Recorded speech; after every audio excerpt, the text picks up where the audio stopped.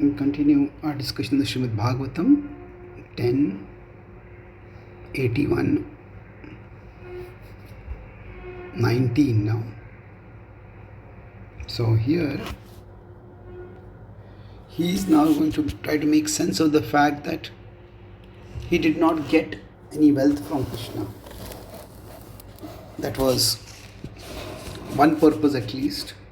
Even if in his own heart it was not the main purpose.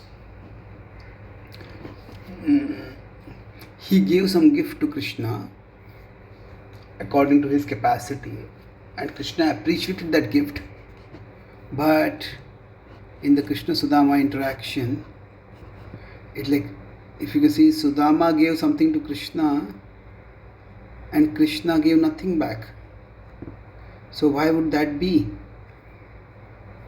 Nothing back from Krishna, so he's trying to make sense of it. And of course we may say that what Sudama gave was very small, but at least he had given something. So it seemed as if reciprocation is just a matter of courtesy, etiquette, affection, what to speak of if there is love. So the reciprocation can be it is basic like is courtesy or etiquette. It's the right thing to do. Even if we don't really have any special bond with that person, this etiquette is there. Now you could go further and we could say that it could also be because of respect and love. So now we see how Krishna had shown so much extraordinary affection towards him, treating him like a brother, treating him like a god. So Devavati says that was mentioned in the previous verse. And then yet why was there nothing that Krishna gave him in return? So Sudama is trying to make sense of it, and that's what he does in these two verses. And generally when there is something unexpected, an unexpected event or an out of the ordinary event, it is important for us to use our intelligence to make sense of it. What happened exactly? Now, if it's just intelligence, sometimes we will make sense of it in a devotionally favorable way, sometimes in a devotionally unfavorable way. But then there is not just intelligence. For a person devotee who is sincere, there is buddhi yoga, which Krishna talks about it. The yoga, that in buddhi yoga can have both meanings, that the buddhi that enables one to do yoga, the buddhi that increases one's devotion to Krishna, or because of yoga, because of our yoga, that means our devotional practice, we get the buddhi. So buddhi yoga is a compound word which can go both ways. That this means we get using our intelligence, we get an understanding that is devotionally anukul. So the buddhi gives us an anukul understanding that increases our remembrance of Krishna. And we could also say that the yoga itself gives us the buddhi to do that analysis. So yoga gives us anukula buddhi. Tesham satyuktanam vajatam priti purvakam tadami buddhi yogam tam. So if we are already practicing bhakti, Krishna will give us the buddhi by which we can become further stronger in bhakti. So it's both ways. And then, so here we will see this buddhi yoga being manifested in Sudama. He is not at all, first is that Krishna is that bhakti, he is not bhakti's glory. He is not in the least shaken in his conviction of bhakti's glory. For sometimes as devotees, we may pray for something good to happen, something bad to not happen. And when it does not happen, we may get shaken. So what do we do at such times? So we may lose our faith in bhakti itself. That doesn't happen to him. But in Bhakti's glory, his faith is unshaken. And that is what is revealed. Swargapavargayo pumsam rasayam bhuvi sampadam sarvasam api siddhinam मूलच तच्चरणार्चनम Moolam तच्चरणार्चनम. So taj charnarchanam. Archan is worship. Taj charnarchanam is by worshipping his lotus feet. It is Krishna's lotus feet when you worship. What happens by that? Sarvasam api siddhinam. All kinds of blessings will come for a person who worships Krishna. So every single blessing, every single good thing will happen to such a person. Sarvasam api siddhinam. So what are the good things that will happen for him? Is giving the range at all bhakti's glory, that it is the source of all blessings, and is giving examples of specifically what would be considered blessing. Swarga, apavarga. Swarga, apavarga is a phrase that often comes combined in the Bhagavatam. It comes in the Gita pastime also.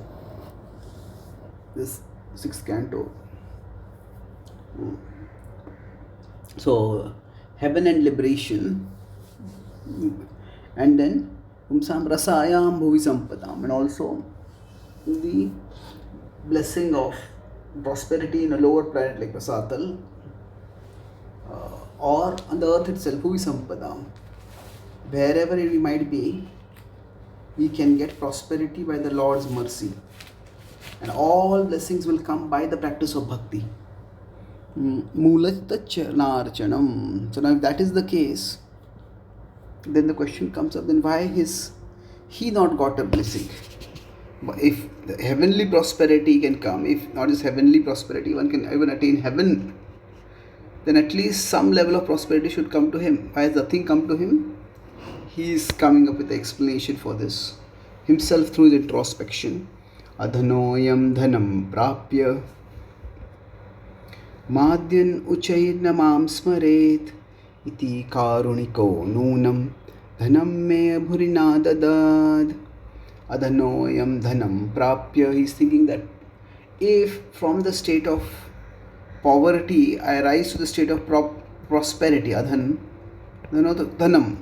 So from adhana to dhan, if I come, what will happen is by that thing, madhyan uchairnamam smaret. He is saying as a collateral damage, the result of that could be that madhyan, I will become intoxicated. I will become materially intoxicated by wealth and by all the opportunity that wealth opens for material enjoyment, prestige and all those things, materially intoxicated, and then the result of that would be namam smaret, that I will no longer remember Krishna. So no Krishna remembrance. And he's thinking that would be a catastrophe. That is not what he wants. Iti karuniko nunam dhanam me abhurina dadat. So thinking in this way, Krishna's compassion was such that he did not given me abhurina dadat. He did not given me even a slight wealth. So Krishna is seeing poverty, is to continued state of poverty as favorable to bhakti, and therefore dhanam me abhuridada. The small also was not given, because who knows, even small wealth may also lead me to become intoxicated. And Krishna is such a well-wisher of mind, he doesn't want me to be intoxicated. Now the word abhuri, how do we make sense of that word abhuridad? That there is, he is able to see that bhakti, that the Lord gave him, bhakti is the greater blessing, and blessings come in degrees. So sometimes we may have a tunnel view. There is a greater blessing and there is a smaller blessing. So we need to remember the greater blessing is the greater blessing. It is a much greater blessing, much greater.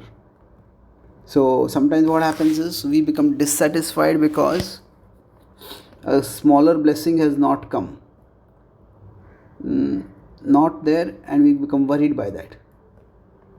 But then we become worried, we become agitated, we become joyless, we sometimes even become faithless, or at least our faith becomes less. But then the greater blessing is there. The greater blessing is there, we can appreciate that. And that is also wonderful for each one of us, if we appreciate the greater blessing. So maybe the smaller blessing is not there, but the greater one is very much there. So he is saying, Abhuri, oh, his slight wealth was not given. But the smaller blessing, not even little, that was there. But the larger blessing was so much. What is the greater blessing in this case? The greater blessing is, of course, the Lord gave him his personal association, the personal honor, the intimacy, all that is there. So, to understand how we are blessed, we often have to let go of our conception of what being blessed looks like. If we are doing some service, we are doing kirtan, leading kirtans, we are giving classes, at that time we may feel that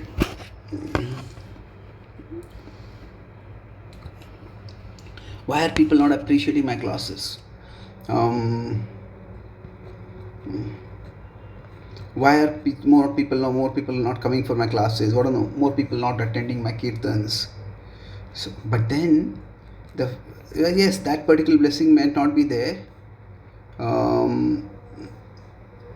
But if in those classes we ourselves are absorbed, in those classes we ourselves are enriched, then that is no small thing.